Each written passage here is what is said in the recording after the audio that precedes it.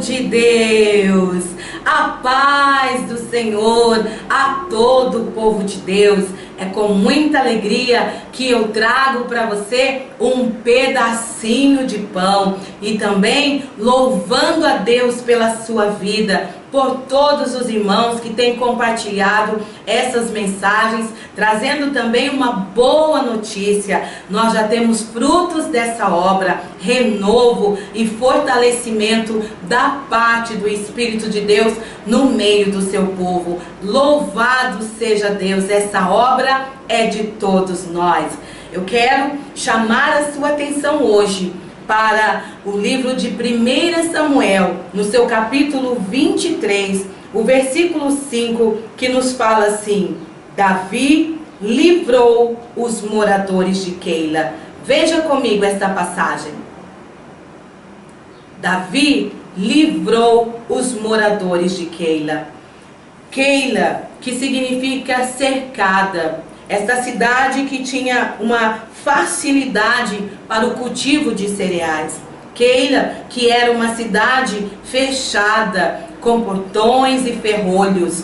Keila, que era constantemente invadida pelos filisteus, justamente quando ela estava na época da colheita. Os filisteus esperavam os moradores de Keila semear, tratar, cuidar da terra, e quando chegava a época da colheita, eles invadiam e destruíam tudo.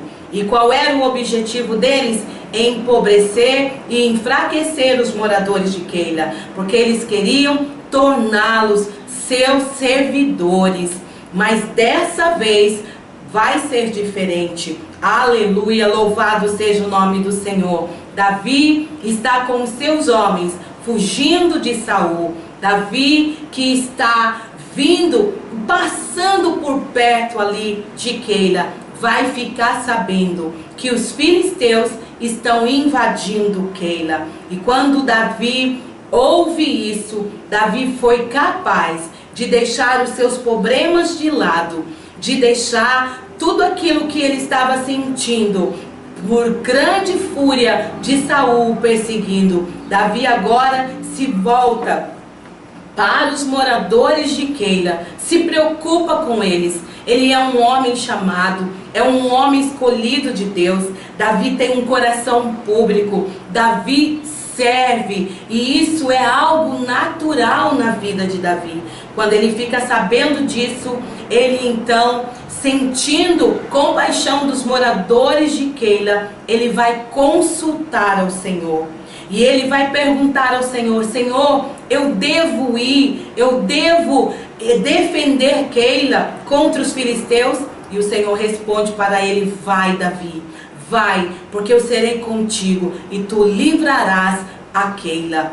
Davi então comunica aos homens que estão com ele, homens esses que ainda estão aprendendo, homens esses que ainda estão sendo discipulados por Davi. Eles então, quando ouvem aquilo, vão dizer a Davi: não, Davi, deixa Keila com seus problemas. Nós já temos muitos problemas, já estamos em fuga, já estamos correndo perigo demais. Faltava a eles coragem. O que Davi tinha era coragem, fé e confiança no Senhor. Davi, mais uma vez, ouvindo o desânimo dos homens que estavam com ele, mais uma vez, ele vai consultar ao Senhor. Olha que coisa linda, povo de Deus. Davi, a cada passo que dava, ele consultava ao Senhor e esperava a resposta de Deus, que isso é muito importante.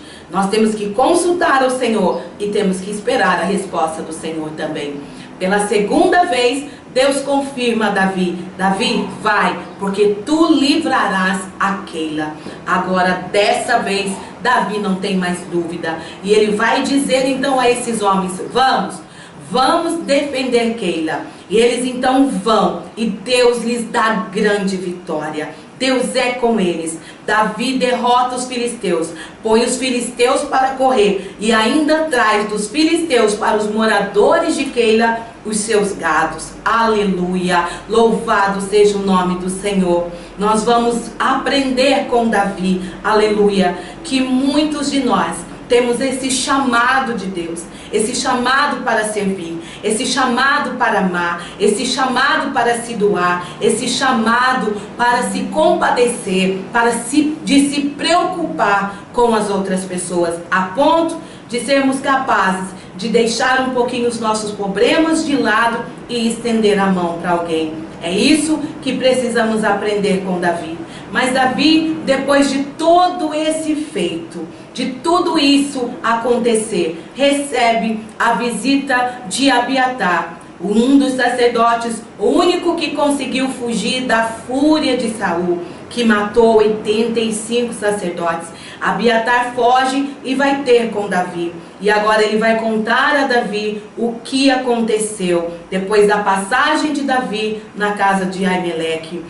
Mais uma vez o coração de Davi está entristecido, mas Davi é renovado e é fortalecido pela poderosa mão de Deus. Mas alguém vai dizer a Saul: Saul, sabe onde Davi está? Davi está em Keila. E quando Saul escuta isso, Saul foi capaz de abrir a boca para dizer: Deus entregou Davi nas minhas mãos. Ele entrou numa cidade fechada e agora não terá mais como fugir. Saul então começa a marchar para Keila. Mas o Senhor vai avisar também a Davi. E Davi vai consultar ao Senhor através do sacerdote Abiatar. E ele vai perguntar: Saul está vindo? Saul chegará até aqui? E o Senhor responde para ele: sim, Davi, Saul está vindo. Saul já está a caminho. Mais uma pergunta de Davi para o Senhor: Senhor, os moradores de Keila, eles vão me entregar? E o Senhor vai responder a Davi: sim, Davi, os moradores de Keila vão te entregar. Que golpe no coração de Davi. Depois de todo o favor, de dar mão estendida a esse povo, esse livramento tão lindo da parte de Deus através da vida de Davi, agora ele fica sabendo pelo Senhor que esse povo não terá gratidão, que esse povo agirá com injustiça e com traição. Era a palavra do Senhor para o seu ungido Davi. Davi então, se fosse eu, se fosse você, talvez nós ficássemos bravos, fôssemos falar com o povo, ou antes de deixar a cidade, faria qualquer coisa para a cidade. Mas Davi entende uma coisa: Deus é comigo, e se falha o homem, o Senhor não falhará. E eu quero trazer essa palavra ao coração de homens e mulheres que estão empenhados na obra do Senhor, de uma maneira tão profunda que nem você sabe explicar.